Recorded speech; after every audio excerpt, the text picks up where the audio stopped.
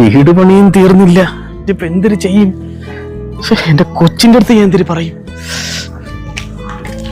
എടാ നിന്റെ ചേട്ടൻ നിന്റെ അവിടെ സംസാരിച്ചോണ്ടിരിക്കണം. നീ തന്നെ ചോര്. വിഷ്ണു, ആരടാ നിന്റെ കൂടെ? നിന്റെ കൂട്ടുകാരനാ?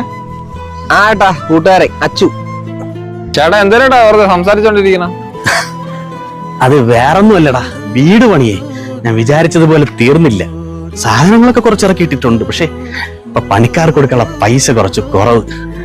എന്റെ കൊച്ചിന്, എന്റെ മോക്ക് ഭയങ്കര ആഗ്രഹമായിരുന്നു ഒരു വീട്. എത്രയൊന്നും പറഞ്ഞവൾ ഈ ചോന്നിരിക്കണ മുറിയിലൊക്കെ കിടക്കണത്.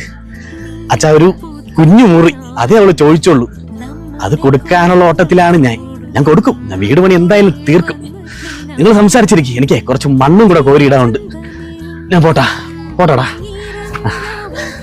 എടാ അങ്ങനെ ഒറ്റയ്ക്ക് കിടന്ന് ഓർമ്മയില്ലേ, നീ കൂടെ ചെന്ന്